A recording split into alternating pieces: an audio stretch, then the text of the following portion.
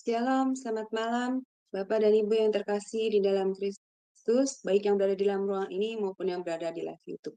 Selamat bertemu kembali pada acara pembelajaran firman Tuhan di kelas Sema Adonai pada hari Sabtu 30 September 2023 yang akan disampaikan sumber kami yaitu Pak Pendeta Dr. Andes Edwin Sihaloho yang temanya malam ini adalah memahami Allah yang menyatakan diri part yang kedua. Part yang pertama sudah ya Ibu Bapak dan Ibu di minggu yang lalu. Baik, sebelum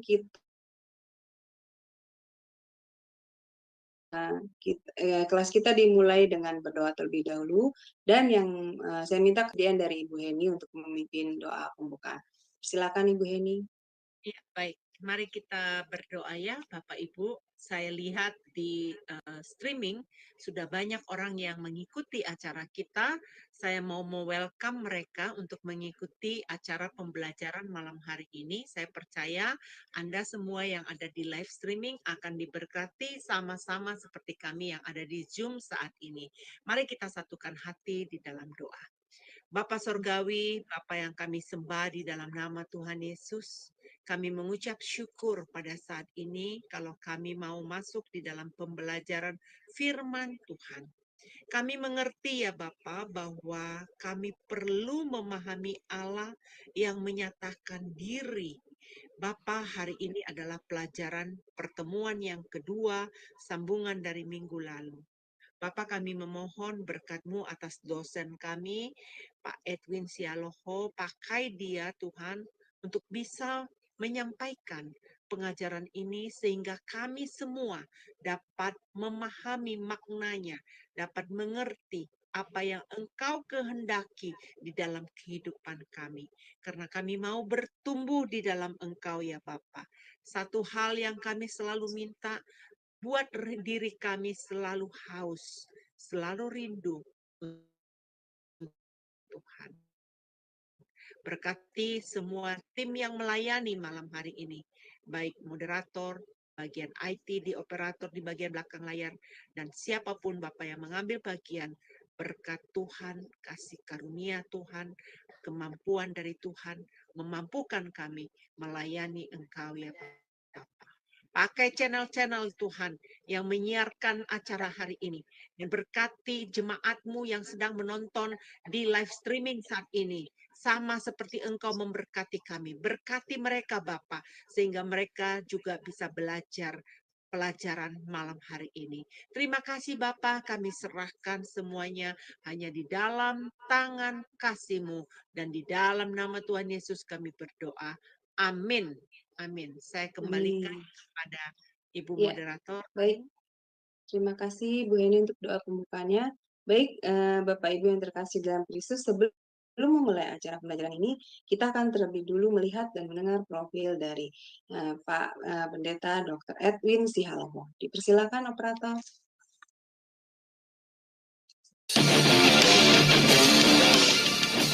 Salam semua, berjumpa kembali dengan Sema Adonai. Pada kesempatan ini, dengan bangga, kami dari Sema Adonai memperkenalkan pembicara kita, yakni Bapak Edwin Silalahi. Dan berikut adalah profil singkat dari beliau. Nama lengkap, Dr. Edwin Goklas Silalahi. Lebih sering dikenal dengan Edwin Sihaloho. Lahir di Sidakalang, Sumatera Utara pada tahun 1969. Beliau menikah dengan N. Nafikukulu, tinggal di Bekasi, tubuh besar di kota tebing tinggi Sumatera Utara. Ketika memasuki usia remaja, beliau nyaris kehilangan arah dan tujuan hidup. Beliau kecewa melihat pelayanan gereja dan lingkungan hidup, tenggelam dalam pergaulan yang tidak memuliakan Tuhan. Tetapi Tuhan, dengan cara yang luar biasa, menarik beliau menjadi pelayan. Pada tahun 2000, beliau menyerahkan hidup untuk melayani Tuhan, lalu memutuskan untuk menempuh pendidikan teologi di sebuah STT di Jakarta. Riwayat pendidikan.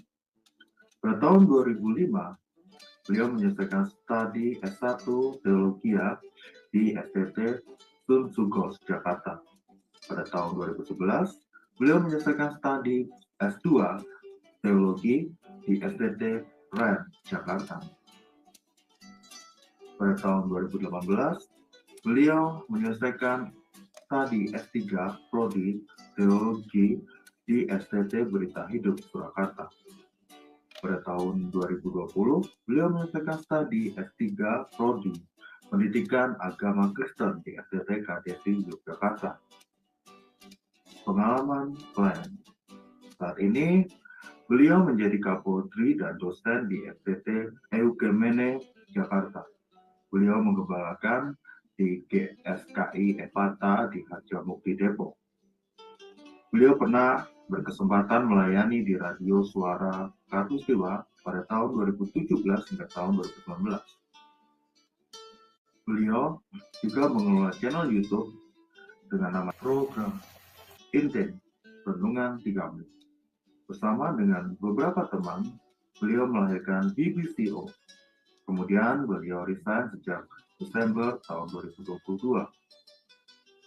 Beliau juga menulis beberapa buku rohani, di antaranya buku tentang keluarga, kepemimpinan gembala, pengantar, perjanjian baru, buku bibliologi yang membahas Alkitab.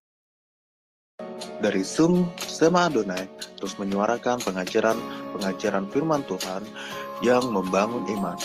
Para narasumber pengajar di Zoom Sema Adonai sangat kompeten dan profesional.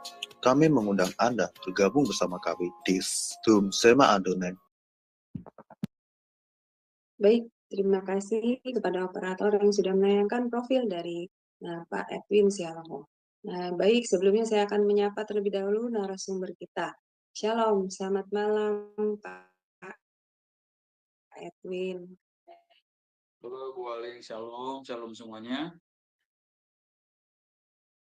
Gimana kabarnya saya Pak? Waktu dan tempat selanjutnya pada Pak Edwin. Silakan Pak Edwin. Ya, terima kasih semuanya Bapak Ibu ini. Malam hari ini kita lanjutkan memahami Allah yang menyatakan diri yang kedua. Apakah itu benar-benar ada? Kalau pertanyaan sekilas bagi orang yang beriman nampak konyol gitu ya. Bagi orang yang beragama nampak konyol pertanyaan itu.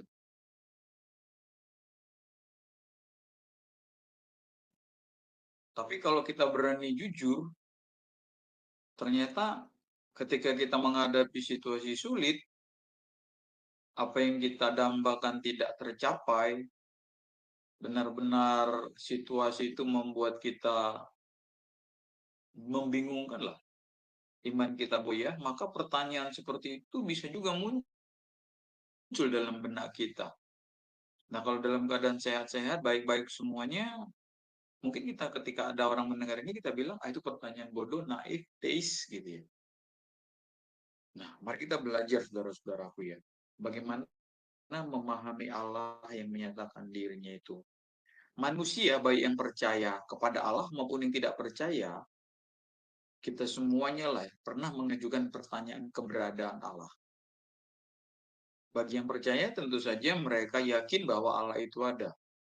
Ditambah dengan pengalaman-pengalaman adikodrati yang mereka asumsikan sebagai tindakan dari Allah yang mereka percaya itu.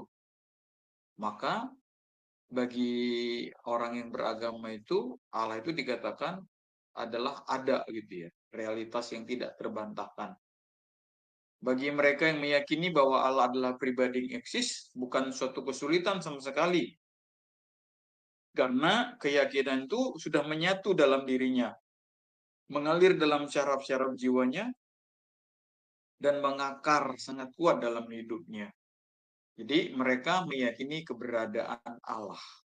Tapi ingat saudara-saudaraku, kita akan belajar hari ini, pada kesempatan ini, ternyata ketika kita menghadapi ujian, cobaan, atau situasi-situasi yang buruk, kalau kita mau jujur, kita pun mempertanyakan itu juga ya. Kita pun mempertanyakan, Tuhan di manakah Engkau Bapa? Apakah Engkau ada? Gitu juga loh. Tapi kita mau melihat nanti bahwa pertanyaan-pertanyaan tersebut itu bukan, atau pergumulan seperti itu tidak langsung menghujat diri kita gitu ya. Jangan menghujat diri kita. Itu bagian dari, bagi kita orang beriman, itu bagian daripada proses menuju pengenalan akan Allah yang seutuhnya. Ya, jadi kita nggak perlu stres, kita nggak perlu menghakimi diri, dan sebaliknya kita juga nggak perlu menghakimi orang lain apabila mereka menghadapi goncangan hidup dan mereka bertanya kepada kita, Tuhan tuh ada nggak sih gitu ya. Kita nggak boleh serta-merta menghardik, menghakimi seenaknya, nggak boleh. Justru kita harus meyakinkan orang-orang seperti itu bahwa Allah itu ada. Dan bukan cuma ada, tapi dia benar-benar Allah yang bertindak. Nah, keyakinan yang meyakini Allah itu ada, kebanyakan saudara-saudaraku, keyakinan yang berdiri, iman yang berdiri di atas akal atau persetujuan pikiran. Belum sampai kepada dimensi keintiman itu. Jadi jika kita menghadapi itu, maka tadi saya sampaikan bagian dari proses untuk beriman teguh itu. Jadi justru kalau kita tidak pernah mengalami nadir seperti itu, saya nggak ngerti juga ya. Karena kalau kita baca Alkitab, hampir semua tokoh-tokoh iman itu pernah mengalami titik nadir itu. Dan justru titik nadir, titik terendah seperti itu menjadi titik balik mereka untuk mempercayai Allah. Nah, jika kita orang-orang atau kita yang ketika sehat, kita percaya Allah, ketika keadaan baik-baik saja, oke, saya beragama, rajin ke gereja, dan seterusnya, sebetulnya kita masih berada di wilayah iman akal itu, gitu ya. Secara akal, kita percaya bahwa Allah ada, kita menerima keyakinan tanpa bantahan sama sekali, tetapi di sisi lain, kita tidak ada usaha untuk mempertanyakan dan mengkritisi keyakinan kita. Nah, ini dia. Sini persoalannya. Kita tidak berusaha untuk mempertanyakan atau mengkritisi keyakinan iman yang sudah ada. Disadari atau tidak, masyarakat dikondisi untuk mempercayai bahwa Allah ada tanpa nalar yang optimal untuk menganalisanya. Sebenarnya ini merupakan intim. Pokoknya. Nah, kalau ada pokoknya gitu ya ngeri gitu kan. Kita dilarang mempertanyakan. Saudara-saudaraku, Alkitab kita hebat lah ya. Alkitab kita membuka diri untuk diselidiki, untuk diteliti. Dan Alkitab tidak takut untuk isu apapun, sebab Alkitab memiliki jawaban untuk semua pertanyaan-pertanyaan kita ya. Hanya tinggal bagaimana kita menggali kebenaran itu. Ya. Mari kita lanjutkan ya. Ingat tadi Bapak Ibu, ada iman akali ya. Kita harus bertumbuh untuk sampai mengenal iman yang intimasi itu ya. Yang dimulai dari mengenal, memahami Allah yang menyatakan diri itu ya. Nah, keyakinan seperti itu diturunkan dari generasi ke generasi secara otomatis, iman akal tadi ya. Pada suatu hari waktu saya ikut CD waktu remaja ya, pendetanya nanya begini sama kami, bikin pertanyaan. Pertanyaan itu disuruh tulis, jawabannya disuruh tulis. Kenapa Anda jadi orang Kristen? Nah, gitu pertanyaannya. Saya pikir pertanyaannya bagus, tetapi kemudian akhirnya entah saya sendiri yang salah, atau saya tidak tahu, tapi pertanyaan itu akhirnya saya jawab begini, saya masih ingat jawaban saya. Aku Kristen karena orang tuaku Kristen. Lalu aku dipaksa jadi Kristen. Itu jawaban yang kutulis. Tapi sayang sekali jawaban itu tidak pernah dibahas waktu CD itu. Dan waktu itu kami pun tidak dikasih tahu jawabannya. Kenapa Anda Kristen? Harusnya itu menjadi sebuah sebuah kesempatan untuk mengajarkan kenapa Kristen gitu ya. Kenapa iman? Jadi iman kita ini iman keturunan gitu. Iman keturunan. Ya kalau pindah agama nanti kita nggak dikasih makan. Kalau orang tua kita punya harta, kita nggak dimasukin daftar warisannya gitu ya. Makanya banyak hari ini iman Kristen itu iman akal, iman warisan. Nah, kalau nggak mempercayai adanya Allah dianggap aib. Itulah sebabnya nanti masyarakat seperti ini sering hanya memandang Allah sebagai sekadar simbol keagungan orang bermoral atau orang beragama tanpa memahami keyakinannya dengan baik serta mengamalkan ajarannya secara konsisten. Nah, ini gap yang terjadi Bapak Ibu ya. Kita percaya Allah ada, tetapi kita tidak sampai kepada menyentuh Allah itu, beragama tapi tak bertuhan. Nah, dengan pengaminan akali atau persetujuan pikiran mengenai Allah yang kita miliki, kita percaya itu, kita merasa sudah bersikap pantas kepada Allah. Kita merasa telah bertuhan dan menghormatinya. Ironisnya, ini dia ya Bapak Ibu, fakta menunjukkan bahwa moral masyarakat bertuhan seperti ini ternyata tidak lebih baik daripada moral orang ateis, orang yang tak percaya Tuhan. Bukan jadi ironi dia. Pada dasarnya tidak mengenal Allah secara utuh, secara pribadi. Mengenal Allah hanya sebagai warisan turunan agama itu. Allah itu hanya simbol ya, simbol. Lihatlah, orang-orang Kristen pun kelakuannya sama dengan dunia ini. Jabatan yang harusnya dijadikan kesempatan untuk mempermuliakan Allah, justru jabatan dan kekuasaan itu dijadikan alat untuk berbuat jahat, korupsi, dan sebagainya. Dunia korupsi, anak-anak dunia korupsi, pejabat-pejabat Kristen juga korupsi,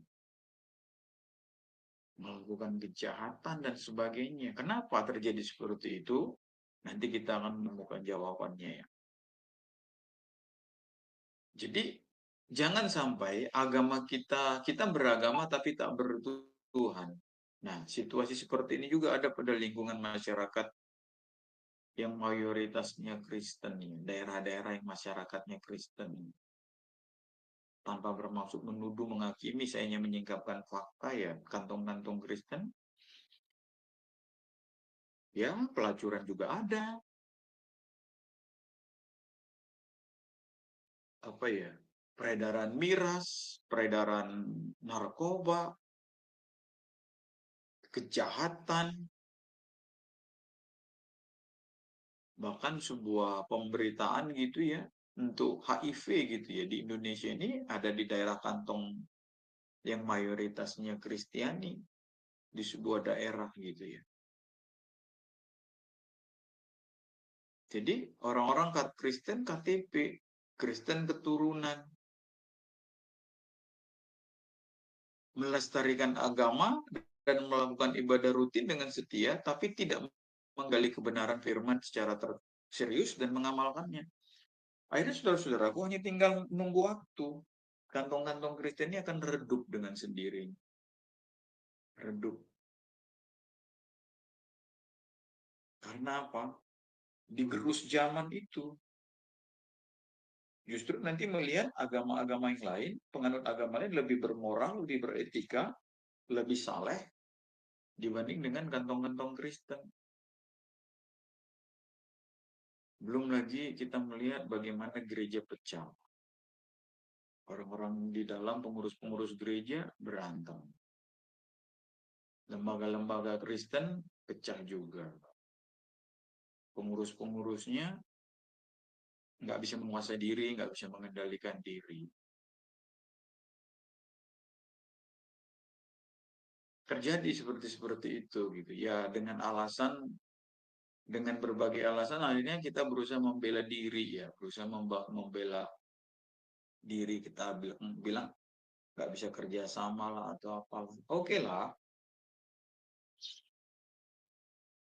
perpecahan mungkin tak dapat dihindari, tapi jangan saling menjelekkan lah gitu ya. Oke, umpamanya kita bikin sebuah lembaga, lalu kemudian kita nggak sepaham lagi, kita keluar, ya udah keluar lah, saling menghormati, saling mendoakan lah. Toh tujuan kita sama-sama mulia, bagaimana menyebarkan Injil itu ya.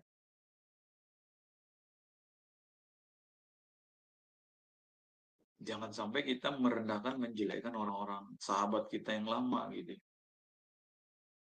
Kadang-kadang kita bingung juga ya, toh dia pun dipakai Tuhan juga kan gitu. Siapa kita merendahkan, mengejek atau apalah, merendahkan rekan kita dulu, tentunya dia dipakai Tuhan juga gitu ya. Nah, tidak heran jika di masyarakat Kristen terjadi berbagai pelanggaran moral yang memalukan. Pungli, premanisme, mana nilai-nilai Kristiani itu ya gitu ya. Ribut, tawuran, berkelahi, bercerai juga.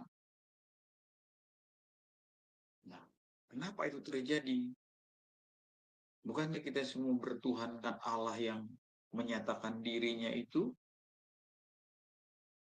Ya, kalau mau saya lompat dulu, jawabnya karena kita tidak menghayati kehadiran Allah yang menyatakan dirinya itu. Kata kuncinya di situ.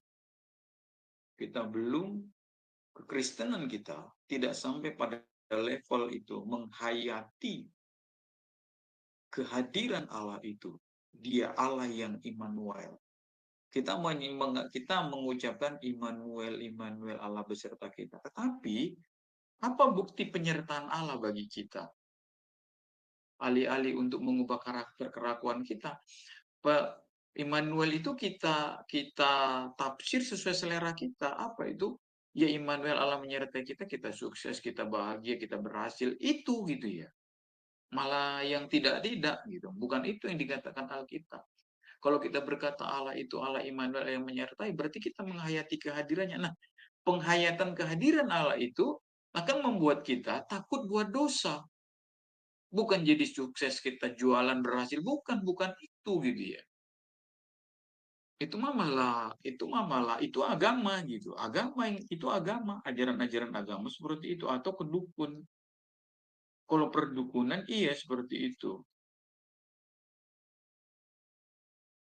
Mbahnya ikut gitu ya. Mbah dukun nih bilang, panggil namaku 3 kali aku menyertaimu. Nah, waktu dia menghadapi situasi yang sulit, dia panggil mbah dukunnya 3 kali namanya, tiba-tiba datang angin gitu ya. Ada ketika misalnya dia mau dirampok orang gitu, panggil nama mbahnya, tiba-tiba orang itu terjengkang atau sakit perut gitu ya. Nah, orang-orang Kristen berharap seperti itu. Immanuel, Allah beserta kita, bukan dihayati Allah itu hadir lalu dia takut buat dosa, tetapi Immanuel, Allah beserta kita dimaknai sebagai Allah menjaga, melindungi, memberkati dan seterusnya. Hanya itu aja. Tidak salah, tetapi itu betul sebagian. Nah, ingat saudaraku, sesat itu adalah benar sebagian. Itu sesat. Sesat itu ada benar sebagiannya, separuh benar, itu sesat. Makanya mirip-mirip, palsu, dia imitasi. Kenapa orang bisa disesatkan? Karena meyakinkan gitu ya. Meyakinkan, tapi jalan ujungnya menuju maut. Nah, ini kegelisahan kita, saudara. Yang mari kita lihat diri kita. Apakah kita masih terkategori ini? Iman kita masih iman, akali, percaya Allah, tetapi tidak sampai menyentuh batin kita. Kalau sentuhan itu menyentuh batin kita, akhirnya kita menghayati kehadiran Allah. Nah, penghayatan ini sungkan ya, hormat pada Allah. Kita tidak berani buat dosa karena Allah hadir di situ. Itulah implikasi tertinggi dari iman kita kepada Allah yang menyatakan diri itu. Aku adalah kudus, kata Allah. Coba nanti saya lihat ya, apakah memungkinkan nanti pelajaran kita ini akan saya bawa nanti mengenal sifat-sifat Allah itu dan kita urai gitu ya. Jadi ini semacam doktrin teologi proper. Semacam teologi proper. Tapi nanti saya lihat ya. Kita harus utuh mengenal Allah itu. Misalnya kalau kita bicara, kuduslah aku, kata Allah ya. Coba saya stop. Coba saya teringat ini ya saudara-saudara. Misalnya ya kita bicara kekudusan Allah. Mari kita lihat keluarannya.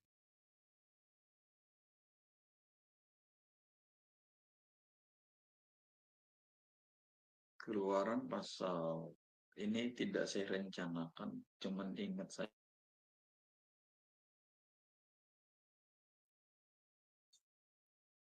Keluaran 3 ayat 5. Dibacakan, Pak? Ya. Saya bacakan ya, Pak. Keluaran Ya, 3 ya, ayat ya, 5. silakan, Bu. Demikianlah firman Tuhan. Lalu ia berfirman, janganlah datang dekat, tegalkanlah kasutmu darimu, sebab tempat di mana engkau berdiri itu adalah tanah yang kudus. Amin. Nah, apa pemahaman Bapak Ibu tentang kudus di situ, tentang kekudusan?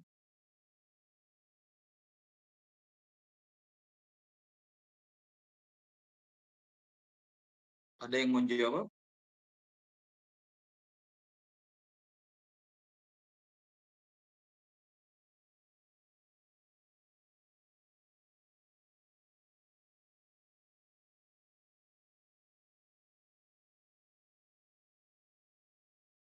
Saya dan tim waktu itu ya, kami dan tim lah gitu ya, pergi memberikan sumbangan atau apalah gitu ya, saya lupa, kepada umat agama tertentu. Nah, pelaksanaannya kami harus berada di pelaksanaan itu dilakukan di halaman rumah ibadah tertentu.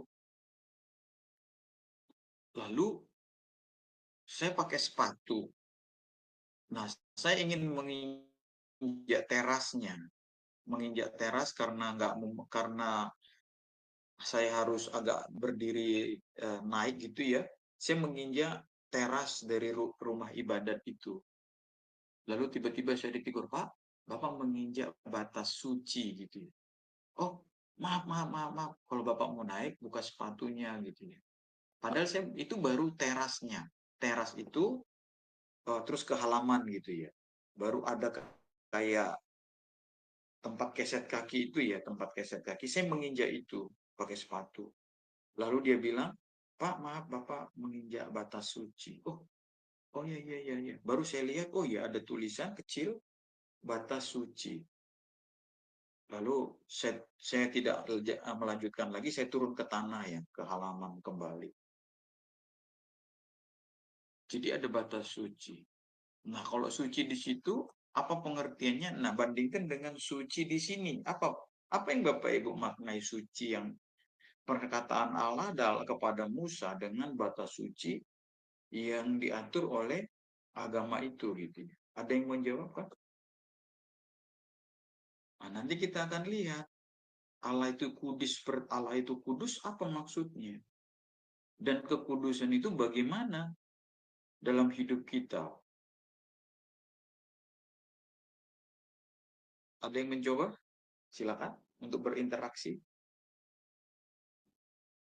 Ya, Bapak Ibu, silakan yang ingin menjawab pertanyaan dari Pak Edwin. Dipersilakan. Present ya Ibu Bapak terlebih dahulu supaya bisa dibuka mute-nya.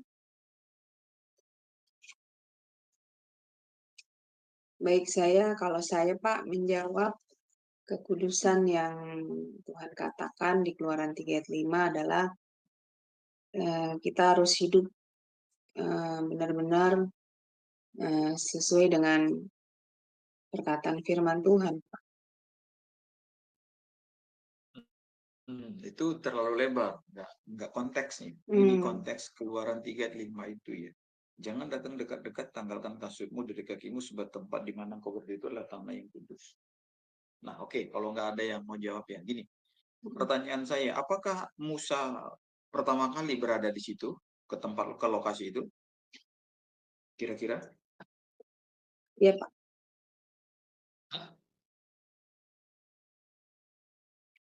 Pertama kali? Iya, Pak. pertama kali?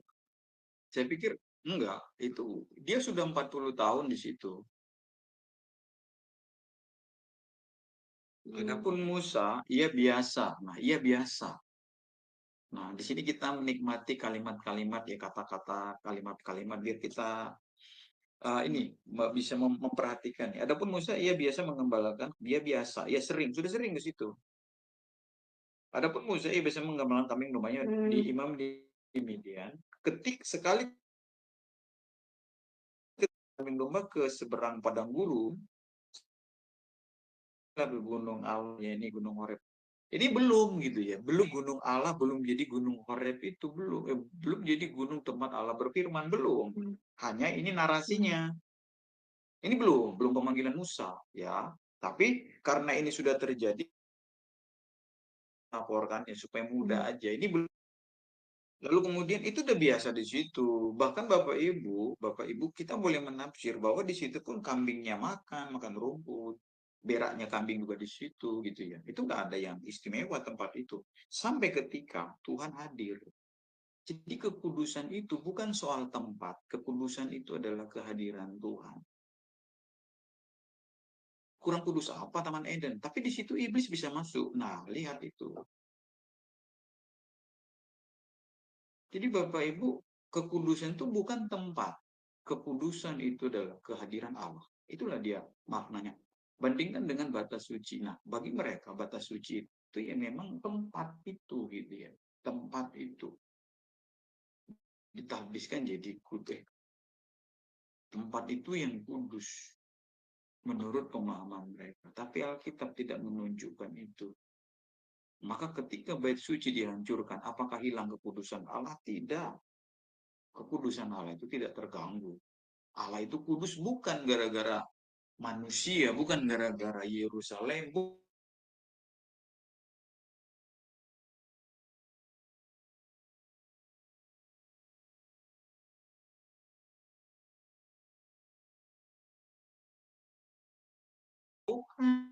saja tempatnya, tapi karena ada kehadiran Allah. Kenapa Zoom ini sekarang jadi rohani gitu? Karena 2 jam ini, 1,5 jam ini kita lagi memakai Zoom ini, layar kita ini menjadi bicara firman Tuhan. Ya kalau nanti Bapak Ibu muter video dangdutan di situ, ya dangdut aja gitu ya. Tetapi untuk detik-detik ini layar Zoom kita, televisi, keyboard atau HP Bapak Ibu menjadi rohani ya, menjadi kudus istilahnya lah ya. Karena kita sedang mempercakapkan Allah yang kudus itu. Apakah Allah hadir di tengah-tengah kita? Minggu lalu sudah saya sampaikan. Saya minggu lalu benar-benar diberkati ya dengan pelajaran kita hari Sabtu itu. Saya merasakan betul. Saya menikmati, enjoy betul minggu Sabtu lalu tentang pelajaran kita Allah yang menyatakan diri itu. Iya. Jadi kekudusan itu bukan soal tempat, bukan soal pakaian, bukan soal liturgi, tetapi kekudusan itu adalah kehadiran Allah. Nah itu sudah. Maka kedua tiga orang berkumpul dalam namaku, aku hadir. Kenapa Allah hadir? Karena persekutuan itu jadi suci. Kalau 2-3 orang itu menggosip, 2-3 orang itu nyeritain pendeta, 2-3 orang itu ngata-ngatain orang, apakah Allah hadir? Tidak ada Allah di situ. Bukan soal 2-3 orang, tapi isi konten, substansi pembicaraan itu apa, membicarakan apa. 2-3 orang membicarakan Tuhan hadir, Allah hadir. Nah, kita lebih dari 2-3 orang di sini. Kita substansi percakapan kita sedang mempercakapkan Allah. Apakah Allah hadir? Yes, Allah hadir di tengah-tengah kita. Pak Daniel di Amerika, saya di Keranggan, Bu Huiling di Tangerang. Kita semua dikontak sekarang. Roh kita ini menyatu di dalam Roh Kudus. Itu ya. Betapa nikmatnya kalau kita bersekutu dalam Tuhan. Oke, saya lanjutkan ya. Itu salah satu bagian kecil lah ya nanti tentang kekudusan misalnya. Oke. Pengakuan akali tentang Allah tidak cukup membuat seseorang sungguh-sungguh mengalami Tuhan.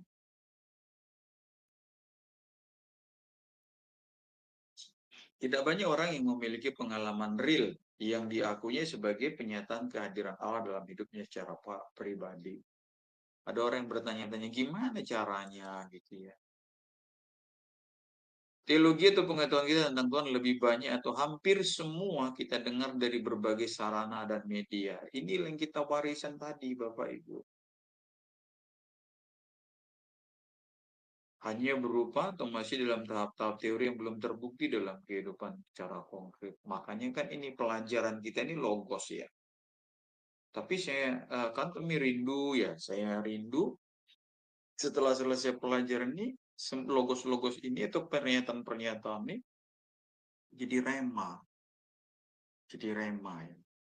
Berubah nggak kita setelah kita belajar di SEMA ini ya? Atau ada nggak kecintaan kita yang mendalam akan Tuhan yang itu memperbaharui atau memperbaiki perilaku kita? Teori atau maaf ya, bukan teori ya, pengetahuan atau logos yang kita dengar itu apakah mampu menjadi SEMA itu ya, menjadi ya, rema, maaf rema, menjadi rema yang meneguhkan kita. Ya, nanti suatu saat Bapak Ibu setelah mempelajari pelajaran-pelajaran ini, mengalami ini tadi pertanyaan di awal tadi, apakah Allah itu ada? Coba misalnya ya, sepasang suami istri gitu ya, saya kenal betul gitu ya, ya jujur, lembut, baik gitu ya, nggak pernah selingkuh, nggak pernah nyeleweng, dia seorang chef ya, kan dari restoran, dari resto pulang ke rumah sekian kilometer naik motor gitu. Lalu pada suatu hari mereka rembukan suami istri keluar dari berhenti dari chef itu, kemudian mereka jadi pegawai asuransi dan berhasil. Mereka dapat bonus, tembus kemana-kemana, pergi jalan-jalan ke Turki, kemana-kemana gitu ya. Lalu pada suatu hari setelah sekian tahun semua sehat, baik-baik saja. Anaknya 2 orang. Tahun lalu sekitar bulan Oktober diketuk palu sama dokter. Kanker payudara. Waduh. Wah, siapa yang nggak limbung gini Bapak Ibu? Nggak ada tanda-tanda. Sehat baik-baik saja. Ya ada gangguan dikit-dikit. Masuk ke dokter. Kanker payudara. Dipotong payudaranya. Ini bulan berapa ya? September, Oktober, Agustus ya. Agustus tahun ini September. Antara akhir Agustus atau awal September, si istri meninggal hanya setahun sudah. Nggak nyampe setahun pun, Oktober tahun lalu, Agustus meninggal. Waktu aku datangnya, aku peluk si suaminya ya, karena satu marga dengan aku lah. Saya nggak kuat ya, dia nangis meraung gitu dalam pelukanku gitu ya.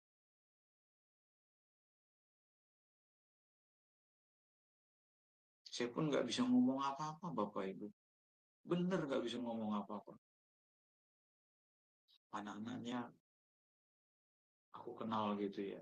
Udah SMA satu yang paling gedenya itu. Cuman begitu aja nah. Coba kalau kayak gini apa nggak limbung gitu ya. Sempoyongan gitu ya, sempoyongan. Kecuali sakit-sakitan gitu ya, sering sakit-sakitan. Mungkin lebih siap lagi, ini enggak sehat gitu ya. Suami istri ini baik-baik, ramah.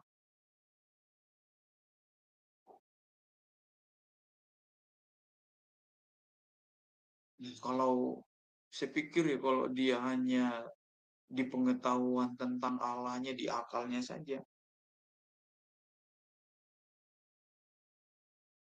mungkin nggak siap menerima kenyataan itu. Tetapi karena kita di gereja sudah digembleng begitu rupa, dunia ini hanya sementara, kita bisa mengalami apapun, kapanpun, itu tak jadi masalah. Kita sudah diajar begitu rupa ya. Ya kita lebih kuat, bukan mau inilah, bukan sok kuat juga, bukan saudara-saudara. Tetapi inilah dia, mengenal Allah yang menyatakan dirinya itu, ya ini dia. Iman kita itu harus bunyi gitu, iman kita itu harus bisa mengatasi situasi-situasi sulit dalam hidup kita. Tapi kalau hanya akal aja kita nggak sanggup gitu. Yang kita tahu Allah itu baik, Allah itu kasih, itu aja gitu. Akhirnya kita terpuruk ketika menghadapi situasi seperti itu ya. Dan saya pikir teman-teman di SEMA ini mari teman-teman jangan sia-siakan lah gitu ya waktu yang sudah Bapak Ibu beri. Kiranya saya berdoa supaya teman-teman pun bertumbuh melalui pelajaran-pelajaran, apapun bentuk pelajaran itu. Nah, dalam Alkitab kita menemukan kesaksian pribadi-pribadi yang luar biasa yang telah berjalan dengan Tuhan. Contoh yang paling spektakuler itu adalah Ayub. Dalam satu hari dia menjadi miskin, hartanya dirampok, dijarah, pertaniannya terbakar habis, anak-anaknya meninggal, 10-10-nya sekaligus, tanpa sakit penyakit. Dan dia hanya bisa merobek bajunya, gitu ya, dirobek. Terpujilah Allah, Allah yang memberi, Allah yang mengambil. Nggak cukup sampai di situ, iblis masih menimbang lagi untuk merusak hidupnya, merusak tubuhnya. Dalam satu hari itu Bapak Ibu ya, benar-benar ya. Nah, apakah kita kalau tidak mengenal Allah itu bagaimana mungkin Ayub bisa bertahan segitu hebat? Karena dia mengenal Allah itulah. Dia meraung menangis, tapi kemudian dia kuat. Nah, yang justru tak mengenalnya itu adalah istrinya. Istrinya ternyata tidak mengenal Allah yang menyatakan diri itu. Dia hanya tahu Allah itu baik. Ketika Tuhan mengizinkan Allah yang tidak baik bagi kita, dia murtad gitu ya. Maka dia bilang, kutukilah Allah seperti itu. Allah model itu masih kau sembah. Bodoh kamu, kutukin, itu bukan Allah. Pindah Allah aja, kan gitu ya. Sadrak, Mesak, Abednego, mereka diancam mau dilempar ke api perapian. Tapi kata mereka, sekalipun Allah yang kami sembah itu tidak menolong kami, ketahuilah Tuhanku, kami sekali-kali tidak akan menyembah patungmu. Mereka lebih memilih dibakar setia pada Allah yang menyatakan diri itu. Dan mereka berani menantang maut. Dan akhirnya Allah yang menyatakan diri itu, menyatakan dirinya betul-betul. Dia mendampingi Sadrak, Mesak, Abednego di api yang menyala-nyala. Demikian juga dengan Daniel. Mari saudara-saudaraku, kalau Bapak Ibu mengalami pergumulan yang membuat Bapak Ibu ragu, meragukan keberadaan Tuhan itu, Tuhan apakah Engkau ada? Hari ini kita sama-sama dikuatkan lewat pelajaran ini. Allah itu ada. Makanya Alkitab tidak pernah mencoba membuktikan bahwa Allah itu ada. Lalu membujuk pembacanya untuk mempercayai eksistensinya. Tidak, saudara-saudaraku. Semua penulis Alkitab yakin benar bahwa Allah itu ada. Dari mana? Dari pengalaman yang mereka alami. Itulah sebabnya mereka menulis begitu kuat, menulis begitu kokoh. Daniel menulis keberadaan Allah. Matius sampai dengan perjanjian baru, Rasul Paulus, semuanya sudah tahu. Tidak ada sedikit pun keraguan di hati mereka yang menyaksikan keberadaan Allah. Bagi mereka eksistensi Allah bukan sesuatu yang aneh, tetapi sesuatu yang biasa, memang normal, natural gitu ya. Yes, Allah itu ada. Apa yang mau kubuktikan tentang Allah itu gitu ya? Ya kalau kamu melihat hidupku, itulah buktinya bahwa Allah itu ada. Mari Bapak Ibu, saya mengajak kita, kalau kita mulai goyang, mulai ragu, menghayati kehadiran Allah, maksud saya menghayati keberadaan Allah, dan kemudian menghayati kehadirannya. bukan cuma menghayati keberadaannya, tapi mari kita naik level menghayati kehadirannya, penyertaannya, Immanuel. Nah, dunia yang fasik makin memperkuat keyakinan orang-orang yang ragu bahwa Allah itu tidak perlu ada. Kalaupun ada, tidak perlu memiliki relasi dengan manusia. Nah, 2 Petrus 3:3-5. Yang terutama kamu harus ketahui adalah bahwa pada akhir hari zaman akhir akan tampil pengejek-pengejek dengan ejekan-ejekannya. Yaitu orang-orang yang hidup menurut hawa nafsunya, kata mereka. Di manakah janji tentang kedatangannya itu? Diketawa-ketawai kan, hari ini banyak. Sebab sejak bapak-bapak luruh kita meninggal segala sesuatu, tapi tetap seperti semula.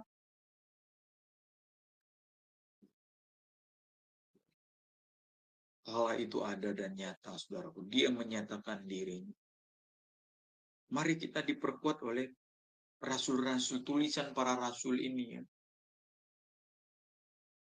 Bahkan orang-orang Kristen yang murtad pun menjadi pengejek-pengejek sekarang. Mereka mengejek Tuhan kita Yesus. Tapi saudaraku, mari saya meneguhkan kita kembali. Yuk kita percayai Alkitab. Jangan dengarkan ejekan-ejekan dunia. Mazmur 14 ayat 1-3 untuk memimpin biduan dari Daud. Orang bebal berkata dalam hatinya, tidak ada Allah. Nah ini orang bebal, ini ateis ya. Karena mereka tidak mengakui Allah, ada busuk dan jijik perbuatan mereka. Tidak ada yang berbuat baik. Inilah ciri orang yang meragukan eksistensi Allah. Yang meninggalkan Kristus. Lihatlah perbuatan mereka. Jijik. Ada yang ngentutin Alkitab gitu ya. Bapak Ibu tahu ya cerita itu ya. Menjijikkan gitu, ditinggalkannya Tuhan. Begitu aja perilakunya, menghina gitu. Nah, Tuhan memandang ke bawah dari surga kepada anak manusia untuk melihat apakah ada yang bakal budi dan mencari Allah. Mereka semua telah menyeleweng. Lalu Rasul Paulus mengingatkan, hari-hari ini adalah jahat. Maka jangan ikut dunia, saudaraku. Kalau enggak, kita nanti terjerumus ke dalam kejahatan dunia. Banyak orang berpikir bahwa manusia dapat berdiri sendiri tanpa Tuhan. Pengaruh semacam ini telah membentuk jiwa dan kepribadian banyak orang, termasuk sejumlah besar orang Kristen. Kita temui banyak orang Kristen yang hanya bertuhan pada hari Minggu atau sementara berbakti di gereja. Di luar hari Minggu, di luar hari kebaktian, mereka kembali hidup seperti anak-anak dunia.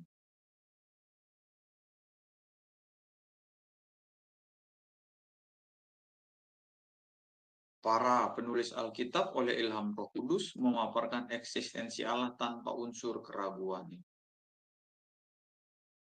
Mereka yakin bahwa Allah itu adalah suatu realitas yang tidak terbantahkan.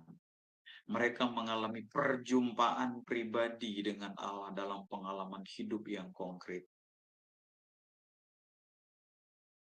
Allah yang transenden, tetapi adalah Allah yang imanen.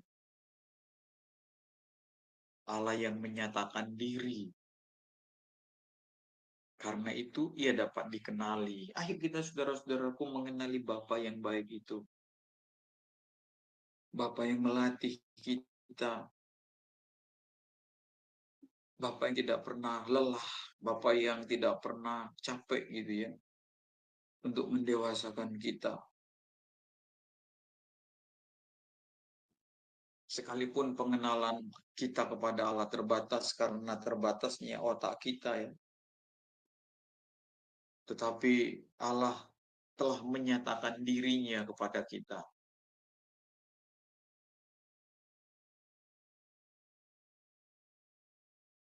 Itulah yang membuat kita bersyukur kita bisa mengenalin Allah. Oke, saya berhenti dulu di sini. Siapa tahu ada yang mau bercakap-cakap. Iya. Dua. Kedua ya.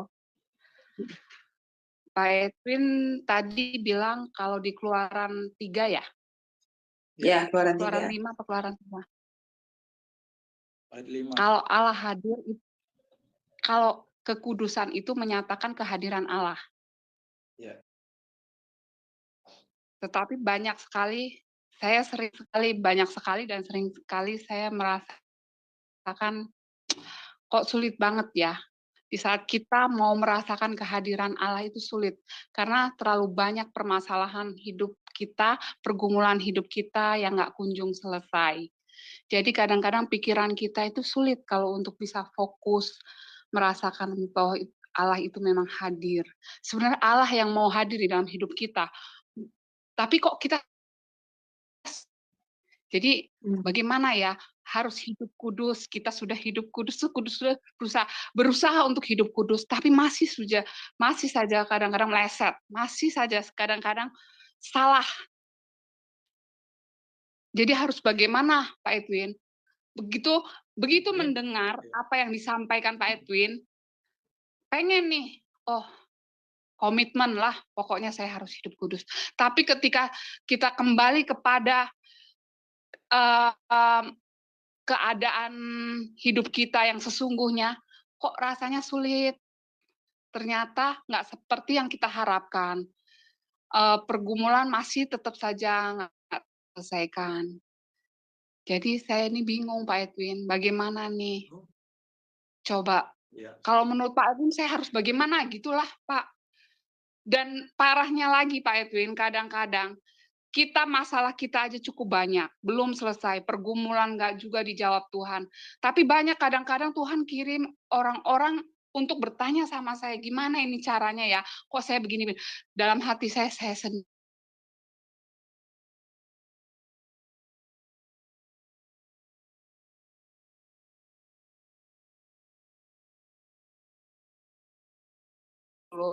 Biar hidup bisa menjadi berkat bagi orang, biar saya bisa tahu apa sih yang menjadi kehendak Tuhan dalam hidup saya untuk saya lakukan. Saya belajar, saya ikutin RBO. Pak Edwin bilang, ikutin terus, Bu. Nanti suatu saat pasti bisa. Nah, itulah Pak. Tapi saya pengen yang instan, Pak Edwin. Benar-benar. Jadi saya benar-benar pikiran saya selalu dipenuhi Tuhan. Nggak perlu dengan pergumulan permasalahan hidup saya. Bodoh amat gitu loh. Jadi gimana Pak Edwin? Pertanyaan saya ini agak nyeleneh atau agak terlalu bertele-tele ya? Maafkan Pak Edwin. Saya kira itu aja. Pak Edwin ngerti kan? Apa yang saya maksudkan? Ya, terima kasih Pak Edwin sebelumnya. Terima kasih sekali. Ya, terima kasih Ibu.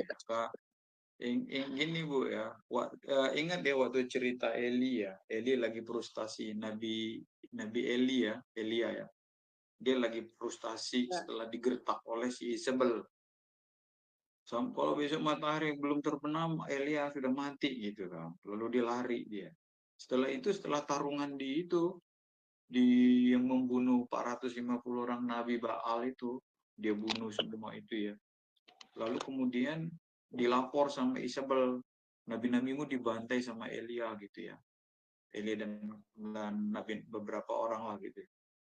Lalu Isabel ngancam gitu ya, kalau matahari besok masih terbenam sebelum Elia mati, jangan panggil aku Isabel kira-kira. Nah, apa yang dihadapi Isabel Elia aja gemetar Bu.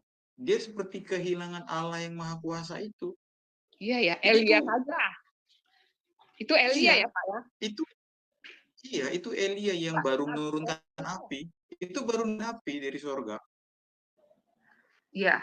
Itu menurun api. Begitu digertak oleh si Isabel, istrinya Ahab. Isabel itu kan namanya Isabel gitu ya. Nyebelin gitu ya.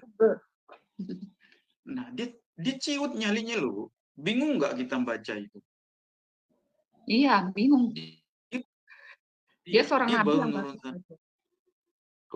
dia baru nurunin api Bu, mempersembahkan korban, ditaruhnya air, disiramnya bukan kering, ditaruhnya air, ditaruhnya apa, malah digenangin air lagi korban persembahannya. Dan dia berdoa, dijawab Allah, api nyambar dari langit, lalu kemudian dia bantai 450 orang Nabi Baal itu. Tapi begitu digertak sama itu, bisa ciut nyalinya loh Bu. Bingung nggak? Saya bingung itu Bu. Tapi itulah manusia itu. Dan itulah Allah kita ya. Dia tidak langsung membuat Elia perkasa, lalu kemudian dia lawan Isabel. Tidak, dibiarkannya Elia sebagai manusia yang gemetar juga menghadapi perempuan gila gitu kan. Coba. Lalu dia pergi ke mana itu? Pergi ke padang gurun. Lalu dia merasa frustasi, biar mati aja begitu loh. Masih bisa ngambek loh, Bu. Ini manusiawi banget. Nah, kemudian dikasih makan sama malaikat. Dia makan, dia kuat, dia puasa 40 hari jalan. Nah, setelah itu sampai nanti di Gunung Horeb kalau nggak salah ya. Baru nanti dilihatnya ada gempa bumi. Tapi Alkitab berkata tidak ada Allah di situ. Lalu kemudian angin badai puting beliung. Alkitab berkata tidak ada Allah di situ. Sampai yang keempat, angin sepoi-sepoi basah. Baru ada suara Allah di situ. Apa ya gambarannya itu? Apa yang pesan Tuhan sama kita? Kalau Anda gelisah seperti badai, seperti padang gurun, Anda mengharapkan kehadiran Allah perkasa gitu. Ternyata Allah tidak hadir di situ. Justru kehadiran Allah itu dalam keadaan kita remuk redam itu, Tuhan aku nggak kuat, aku nggak mampu, tolong aku. Di situ Allah hadir justru. Dan kehadiran Allah itu bukan spektakuler bagaimana. Nah, waktu kemarin Allah hadir, api turun dari surga. Jebret, perkasa. Dia bunuh gitu. Tapi kemudian digertak sama Isabel. Itu cerita itu lucu gitu ya. Cerita itu mengagetkan. Itu peristiwanya bukan lama. Hari itu juga ya. Atau berunut gitu ya. Beruntut gitu ya. Tidak ada jeda yang panjang.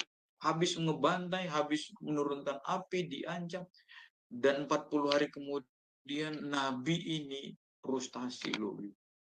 Itulah manusia. Dan Allah menyatakan dirinya di gempa bumi, angin puting, bukan keperkasaan itu. Nah, Allah hadir justru di tengah-tengah penderitaan kita, Bu. Itu loh, Bu. Makanya Paulus bilang gini, yang ku kehendaki adalah mengenal kuasa dan penderitaannya. Maka kekristenan itu adalah kekuatan kita itu terletak pada kelemahan kita. Itulah kekristenan yang tidak dipahami oleh dunia ini. Di atas salib yang lemah itulah Allah hadir ya. Jadi bagaimana? Nah, kita punya persepsi Allah hadir itu harus bla bla bla bla bla, harus begini. Ternyata enggak gitu ya. Jadi, tadi Ibu bilang, justru saya bingung banyak orang bertanya sama saya. Nah, justru ketika Ibu mampu menjawab, mampu meringankan beban orang, Allah hadir sama diri Ibu gitu ya. Bukankah itu mengagumkan? Orang kan nggak percaya, masa sih Ibu stres gitu ya? Orang yang nasihatnya bagus kok kan gitu ya. Nah, itulah Allah kita itu. Itulah Allah kita. Jadi dengan kata lain, lewat pergumulan yang kita alami, yaitu Allah sudah hadir. Yes. Walaupun belum terjawab, walaupun belum terselesaikan. Yes. Itu sudah menyatakan kehadiran Allah ya Pak Edwin. Ya. Dan ketika saya bisa menjawab pertanyaan teman saya, yang kadang-kala saya juga, kok saya bisa jawab ya? Kok malahan dia pergumulannya bisa selesai, tapi saya belum selesai. Dan itu pun kehadiran Allah, Pak Edwin. Iya, betul. Betul. Nah, itulah kehebatan. Jadi di dalam situasi kehidupan kita, pokoknya itu Allah. Jadi bukan berarti kita harus, kusuk seperti apa, terus kita melakukan mujizat gini, bahwa itu Allah. Mujizat ini kita disembuhkan, nggak juga selalu seperti itu ya Pak Edwin. Nggak selalu itu. Justru kata Rasul Paulus dalam Korintus, justru dalam kelemahan aku kuat. Amin. Ketika kita mampu melewati dan kita berdiri melihat, aku melewatin jurang itu. Nah, ketika kita berada di jurang itu kemarin, ternyata di situ Allah menggendong kita, kan gitu ya. Ingat ya yang lukisan kaki di pantai ya. Ada cerita kan lukisan kaki di pantai.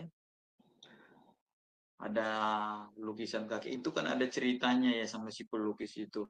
Seorang anak berjalan bersama Tuhan, Tuhan aku ingin berjalan bersamamu gitu ya. Lalu dilihatnya ada 4 jejak kaki. Tiba-tiba di pantai jejak itu hilang gitu ya. Tinggal ada 2 jejak gitu ya. Di mana kau Tuhan ketika aku mengalami hal jejaknya Tuhan, aku menggendongmu gitu kata Tuhan. Kalau kau nggak kugendong, kau tenggelam di laut itu, gitu ya. Jadi jejak kaki itu bukan jejak kakimu, itu jejak kakiku. Nah, kira-kira begitu ya kata Tuhan itu ya. Jadi Ya. justru Tuhan hadir di situ dengan caranya yang ajaib. Ya. Nah, ternyata bukan tangan kita yang kerja, tangan Tuhan itu. Bukan kaki kita yang melangkah, kita digendong Tuhan. Dan dia yang menatang kita ya, melewati lembah-lembah yang memang tak mampu kita jalani sebetulnya. Tapi Ya. bersama dengan dialah gitu ya. Benar, Pak. Kalau Roma 8:15 Bu ya. Roma 8:15, Galatia 4 ayat 6, coba Ibu catat ya, 2 ayat itu yang nanti dibaca ya. Dicatat, perlu dibaca, Pak? Dibacakan? Ibu catat dulu. Catat saja. Roma 8:15. 15. Roma 8 ayat 15 sama? Ya, sebab Tunggu sebentar. Sebentar, Pak. Roma. Maaf. Roma 8 ayat 15. Gini firman Tuhan. Sebab kamu tidak menerima roh perbudakan yang membuat kamu menjadi takut lagi. Amin. Tetapi kamu telah menerima roh yang menjadikan kamu anak Allah. Amin. Oleh roh itu kita berseru, ya Aba, ya Bapa. Amin. 16-nya, 16. 16-nya. Roh itu bersaksi bersama-sama dengan roh kita bahwa kita adalah anak-anak Allah. Ya. Dan jika cukup kita adalah anak. Ya. Ya, nanti Ya. Ibu baca. Coba lihat. Panggil Bapa di tengah-tengah putus asa kita, ya Bapa, itu sebetulnya Roh Kudus Allah menyertai kita itu. Ya. Kalau nggak pakai roh, nggak ada kekuatan Roh Kudus, kita nggak mampu. Kita memaki-maki, kita bilang sialan lah ini nggak ada guna gitu. Tapi kalau kita bilang Bapa, tolong aku kuatkan, justru di situ Allah menyertai kita. Nggak mungkin manusia yang nggak mungkin tanpa Tuhan itu kita bisa berkata Bapa, atau seperti Ayub lah. Dengan telanjang aku hadir, dengan telanjang aku keluar. Terpujilah Allah, dia yang memberi, dia yang mengambil, haleluya. Kira-kira gitu ya. Itu kalau nggak bukan roh Allah, Allah menyertai, nggak mungkin dia Ayub bisa gitu. Amin. Dalam kebingungan, dalam putus asa kita, Bapak, ada nggak kau di mana nggak? Nah, makanya saya bilang tadi jangan cepat-cepat mengutuki diri tadi di awal ya, saya sampaikan. Justru ini proses Tuhan, ingin menguatkan kita gitu kan. Sampai kita bilang ternyata betul Allah itu tidak pernah ninggalin kita. Dari mana kau tahu? Nah, baru kita punya kesaksian. Rumah kontrakan, udah mau habis, angsuran motor, uang sekolah anak. Nggak tahu dari mana uangnya. Ya mungkin ya kita minjam, tapi bisa dibayar gitu kan. Itu kan ajaib. Pinjam sana, pinjam sini, tapi bisa dibayar. Kita udah tahu penghasilan, nggak mungkin gitu. Tapi semua lewat juga. Kita nggak pernah nggak ngasih persembahan di, iya, nggak. Kita tetap ngasih persembahan di gereja, bukan soal banyaknya, tapi kita memang bertekad mengasihi Tuhan. Dan itu lewat gitu ya, lewat semua gitu, bisa kita lewati. Nah, akhirnya kan itu bisa kita lewati, bisa dilewati bersama dengan Tuhan. Itulah menunjukkan Allah hadir. Amin. Ya. Ya, baik. Terima kasih Ibu Francisca untuk partisipasinya. Ya, biasa. Ya, baik.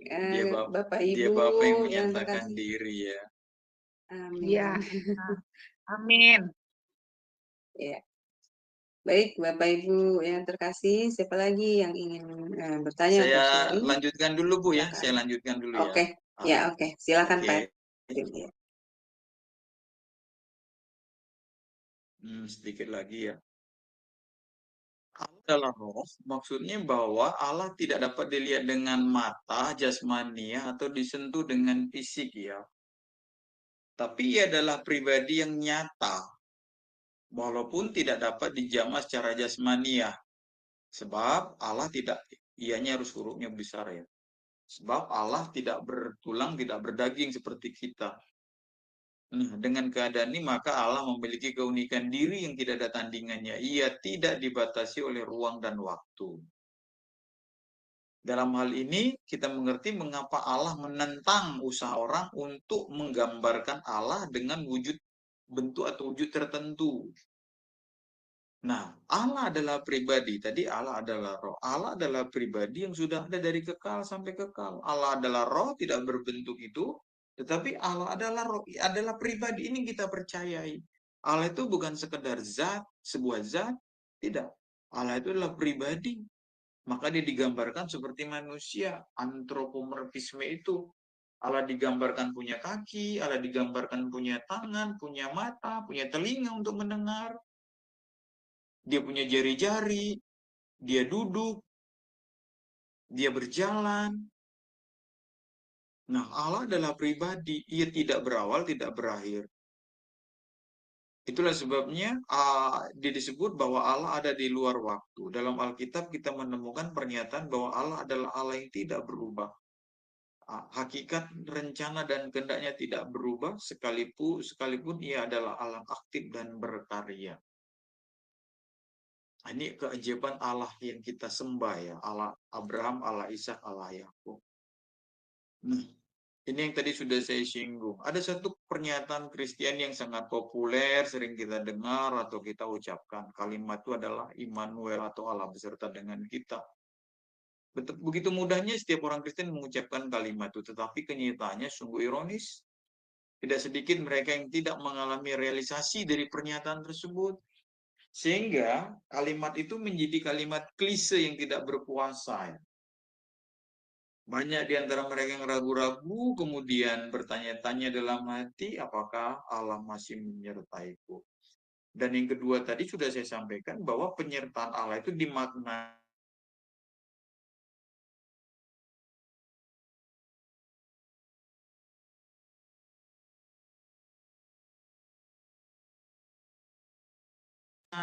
Ya. Ingat saudara-saudaraku, ketika Allah membawa Abraham keluar dari Mesopotamia, Abraham menunggu janji itu sebanyak 25 tahun. Sampai saat, kalau Bapak Ibu nonton film Only, apa ya, His Son itu ya, apa itu yang kemarin tuh ya, yang nggak diizinkan diputar itu, tapi kemudian diambil dari YouTube. Bapak Ibu bagus, menurut saya bagus filmnya. Kita melihat bagaimana Sarah itu ya, secara emosional itu mempengaruhi keputusan-keputusan Abraham. Tapi Abraham sangat mengasihi Sarah gitu ya. Bagus, saya pikir bagus ya Bapak Ibu. Kalau ada kesempatan atau kalau sudah nonton ya bagus. Kalau belum nonton coba dicari di YouTube, masih ada nggak filmnya.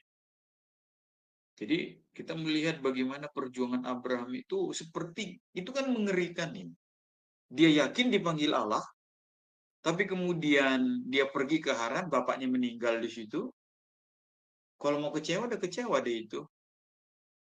Abraham, tapi dia nggak kecewa, di bapaknya dikuburnya. Lalu kemudian dia sampai ke tanah Kanaan, tanah yang dijanji. Sepanjang tanah Kanaan itu nggak ngerti dia tinggal di mana. Coba, kan konyol cara manusia. Dari Mamre, pindah ke Hebron, pindah kemana, pindah-pindah melulu, nggak ada. Lalu habis itu kelaparan, dia pergi ke Mesir, sampai di Mesir berhadapan dengan Fir'aun, istrinya diambil, mau dijadikan gundik, tapi ditolong Tuhan, pulang lagi ke Kanaan, kelaparan lagi, pergi lagi ke Ahimelek, di Gerar itu ya, lalu kemudian Ahimelek juga ingin mengambil istrinya, bohong lagi dia, lalu kemudian kembali ke sini, muter-muter terus, lahirlah Ismail oleh Hagar,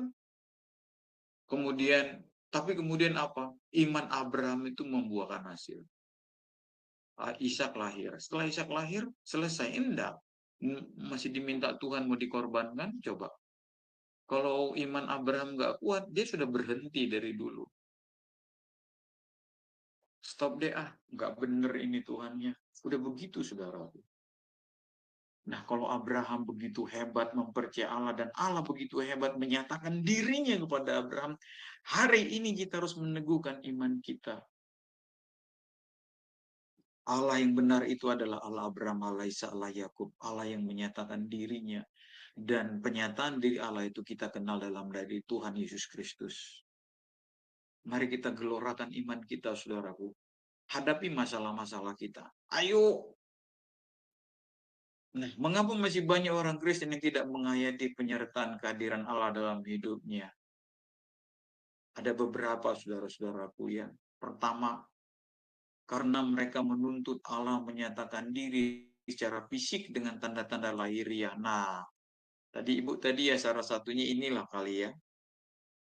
Bagaimana ya? Karena pertama karena ini ingin menuntut Allah menyatakan diri secara fisik dengan tanda-tanda lahiriah.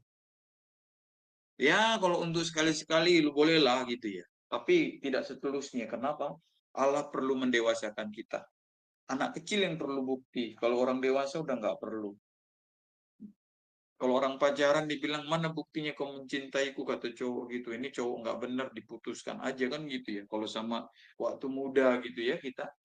Belum apa cowoknya bilang gini, buktikan cintamu pada gua. Ini cowok apaan ini? Minta-minta bukti.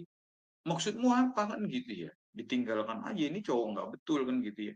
Jadi kalau kita masih melulu, Tuhan buktikan dirimu ada gitu ya. Buktikan, ini kan enggak. Bukan seperti itu ya. Kita tidak bisa mendikte Tuhan. Jadi ini yang pertama ya, banyak orang-orang yang seperti Thomas ya, buktikan, belum cucukkan tanganku katanya, aku nggak percaya, tapi akhirnya Tuhan baik. Lalu dibilang sama Thomas, Thomas ini tanganku rabalah, cucuklah gitu ya, hebat ya. Tapi kita bersyukur juga sama Thomas, dia mewakili kita orang-orang seperti dia gitu ya. Yang kedua, menghendaki Allah menyertai mereka dengan cara yang mereka inginkan. Nah, itu. Kalau tokoku laku, kalau jualanku daku, kalau daganganku laku, aku percaya deh sama Tuhan. Nah, itu. Jadi kita mendikte Allah juga gitu ya. Persoalan-persoalan yang dihadapi harus tuntas seperti skenario yang dikehendaki. Kalau nggak tuntas, di mana itu. Banyak orang Kristen tidak mendapatkan jawaban doa seperti yang mereka inginkan. Walau sudah berdoa, sudah puasa, Pak Edwin, gimana nih? Kok nggak ditolong-tolong Tuhan? Nah, mereka orang-orang seperti itu meragukan kebijaksanaan Allah, hikmat Allah. Kenapa? Sebetulnya karena kita belum dewasa. Berbahagialah orang yang percaya walau tidak melihat. Ayo kita bertumbuh dewasa. Hanya anak kecil pacaran bilang buktikan cintamu padaku gitu-gitu ya. Tapi kalau dewasa udah nggak perlu bukti. Kenapa? Sudah bisa tahu membaca. Dia memang cinta sama aku, nggak perlu kubukti-buktikan. Justru aku yang membuktikan cintaku pada dia. Bukan dia yang gue suruh membuktikan cintanya sama aku gitu ya. Nah, hampir semua orang Kristen tatkala mulai mengiring Tuhan tidak mengerti bahwa perjalanan dia tidak mengerti ya. Kenapa? Karena nggak ngerti bahwa perjalanan mengiring Tuhan itu akan terlihat sukar gitu ya. Walaupun sebetulnya nggak sukar setelah kita hayati nikmat gitu ya. Nah, banyak orang berharap dengan menjadi Kristen perjalanan hidupnya lancar, bebas dari persoalan rumit, bebas dari kesukaran. Kalau kita tidak mengerti kebenaran Allah yang menyatakan diri itu, kita menjadi bingung, kecewa, curiga pada Allah. Kenyataan yang harus kita terima bahwa menjadi anak Tuhan berjalan di jalannya. Apapun itu, saudaraku. Walaupun berat dan sukar jalanmu, ayo kita jalan bersama dengan Tuhan. Itu yang dijalanin. Coba Bapak Ibu baca perjalanan iman Bapak Abraham. Dia tinggalkan rumahnya yang mewah, yang nyaman di Ur Kasdim. Pergi pindah ke Haran. Belum lama di sana bapak yang dicintainya meninggal. Lalu kemudian dia berjalan melanjutkan ke sana, ke tanah Kanaan. Habis itu gembalanya dan gembala keponakannya lu berantem. Dia ngalah, merak jalan lagi, bikin tenda, bikin apa di sini. Gitu saudaraku. Baru narik nafas lega dikit, Tuhan panggil Abraham sini. aku minta anakmu. Itu iman Abraham. Nah, kita ada di sini juga. Yang ketiga, saudaraku, penyebab lain mengapa seorang tidak dapat menghayati kehadiran Allah, tidak hidup dalam kebenaran firman Tuhan, sehingga tidak mengalami penyataan kehadirannya. Ya, jadi kita baca Alkitab. Oh, Elia pernah mengalami ini, Elisa pernah mengalami ini, Musa pernah mengalami ini. Jadi begitulah, tapi mereka tidak kehilangan iman.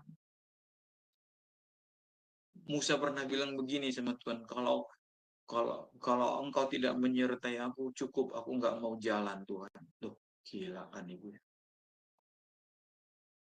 Emang aku yang bertanggung jawab untuk semua ini. Luar biasa ya. Dialog-dialog seperti itu begitu dekat dengan Tuhan itu ya. Dan Allah Bapa kita nggak marah, nggak tersinggung. Dia tidak emosian lalu dia bilang, apaan sih Musa? Gue matiin lo. Nggak gitu, saudara. Itulah Allah kita gitu ya. Nah, bagaimana kita bisa mengenal Allah kita itu lewat membaca Alkitab itu. Kita memahami sifat-sifat Allah.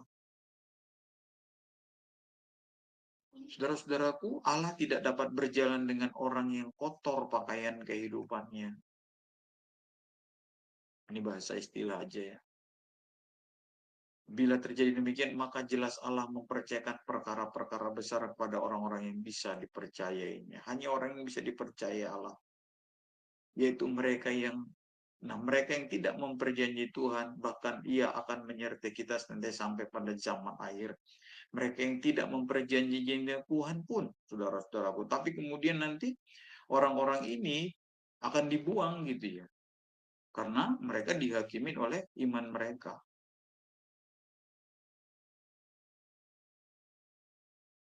Kita akan menerima upah yang dijanjikan Tuhan. Nah, bagaimana membangun penghayatan akan kehadiran Allah itu? Bagian terakhir, saudara-saudaraku, ada langkah praktis ya. Yang pertama, mempercayai bahwa Allah itu ada hidup dan hadir. Mari, hadir dia. Maka saudara-saudaraku, ketika Anda beribadah, mari kita bangun ini secara praktis. Ketika Bapak Ibu kita beribadah hari Minggu, kita tepuk tanganlah seakan-akan Allah kita hadir di situ. Walaupun Bapak Ibu mungkin duduk di barisan bangku belakang, tapi hayati kehadirannya di situ. Seakan-akan tepuk tangan kita ini nembus ke surga. Itu namanya asosiasi itu ya. Kita nyanyilah yang benar. Ini bukan soal bagus tidak bagusnya suara, tapi menyanyi yang dari hati gitu ya. Ada ekspresi yang tulus memancar dari kita. Hadir di situ. Coba ingat dulu waktu kita punya anak kecil atau waktu kita masih kecil dulu ya. Saya pikir kita semua pernah mengalami itu. Kita pakai sepatu bapak kita, yang cewek pakai sepatu mamanya, lalu kita bergaya depan mama kita. Mereka ketawa-ketawa seneng gitu ya. Kita memang mau menghibur mereka dengan kekonyolan kita. Kita nggak punya pikiran lain selain ingin menyenangkan hati orang tua. Anak kecil pakai lipstik mamanya, ketawa-ketawa gitu ya. Nah, coba kita bikin asosiasi seperti itu. Ketika kita berdoa, dia hadir di situ, dia dengarkan doa kita. Tapi setelah itu kita tutup dengan doa, bukan kehendakku yang jadi, kehendakmu yang jadi. Nah, langkah yang kedua adalah kita harus merindukan Tuhan. Bapak Ibu, saya ulangin lagi, saya pernah menyampaikan bahwa cara kerja fisik dengan cara kerja roh itu beda. Kalau tubuh kita lapar, kita baru makan. Dan setelah makan kita kenyang. Tetapi rohani, makin Anda makan, makin Anda lapar. Kalau Anda nggak pernah makan firman Tuhan, nggak makan kerohanian, percayalah Bapak Ibu, Anda tidak akan pernah merasa lapar dan haus. Saya yakin ya Bapak Ibu yang rajin ikut saya, ikut apalah, Bapak Ibu pasti memiliki kelaparan. Makin lapar, makin haus, makin lapar.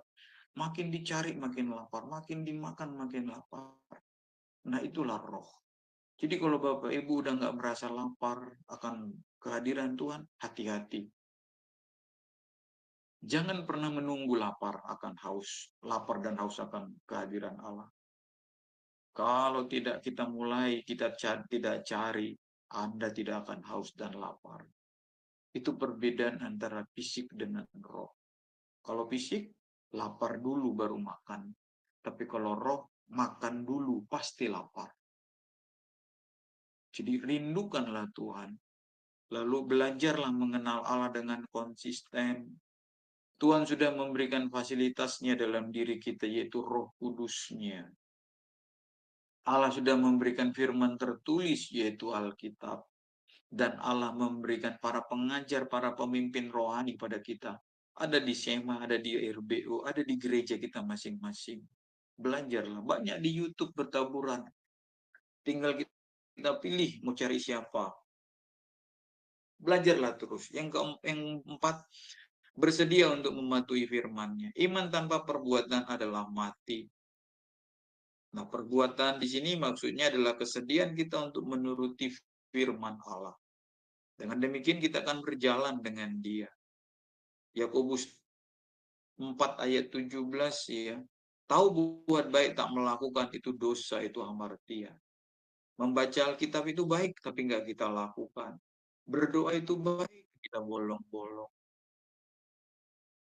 Tahu buat baik tak melakukan, meleset di hadapan Tuhan. Jadi kita harus bersedia mematuhinya. Nah, yang terakhir, langkah yang terakhir menghayati kehadiran Tuhan yaitu bergantung kepada Tuhan dan mempercayainya dalam segala pergumulan hidup kita.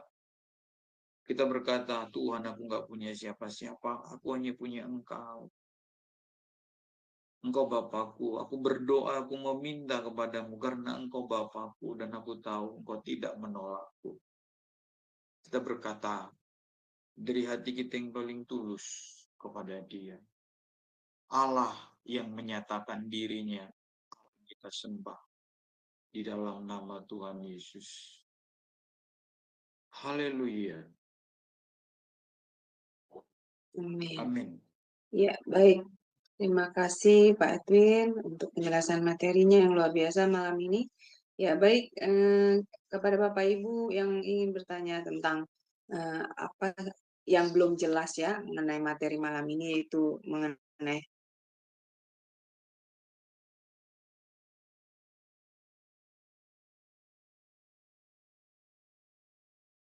dahulu. Pak Edwin, artinya apa? Kita baru bisa merasakan kehadiran Allah itu kalau kita ini sudah banyak belajar ya Pak ya, dewasa dalam rohani kita ya. Jadi kita bisa mengenal Allah kita dan merasakan kehadirannya dengan benar ya Pak ya. Berarti kita dari diri kita sendiri harus ada usaha ya Pak untuk berusaha mengenal Allah kita ya Pak dengan cara ya seperti yang tadi Pak Edwin bilang yang terakhir ya Pak, yaitu kita menggali belajar tentang kebenaran firman, lalu kita berusaha mempraktekannya ya Pak di dalam hidup kita. Maka di situ kerohanian kita akan menjadi semakin bertumbuh dan dewasa, dan kita baru bisa merasakan kehadiran Tuhan ya Pak, kehadiran Allah dalam kehidupan kita. Seperti itu ya Pak Edwin ya. Iya, betul. Iya. Jadi ya seperti yang tadi materi Pak Edwin bilang bahwa banyak orang rajin ke gereja tapi pulang masih saja sikapnya seperti artinya ya dia belum benar-benar mengenal siapa Tuhan yang dia sembah dan dia imani ya Pak Edwin, seperti itu ya Pak. Jadi dia sama sekali ibaratnya tidak tahu sama sekali ya Pak, seperti itu ya Pak. Hanya Jadi formalitas tidak bisa tadi ya, mengerti hanya di kehendak akal Tuhan. aja gitu, di akal. Beragama tapi tak Iya. bertuhan, tak memahami, tak menghayati kehadiran Mm-mm, Tuhan. mm-mm. Oke, kalau memang ada bertanya, saya juga mau jemput istri ya. Ya. Kalau Iya. Oh iya, oke. Saya Ya baik. buka message saya, ternyata ada yang private message waktu Bapak bertanya.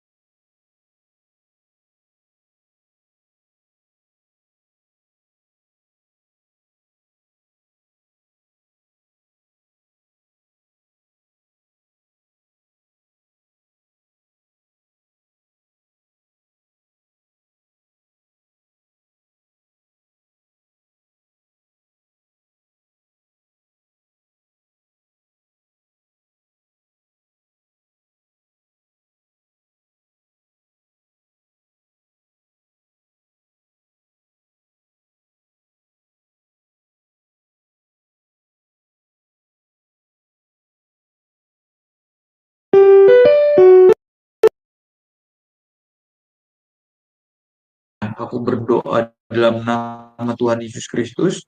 Tuhan, kiranya Engkau mengintervensi hidup kami buka hidup kami seluas-luasnya.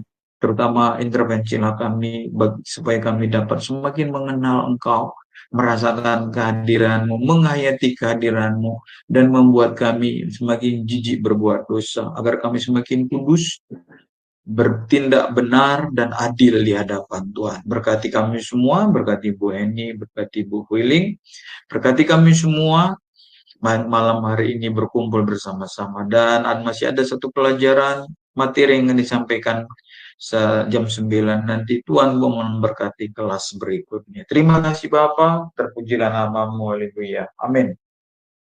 Amin.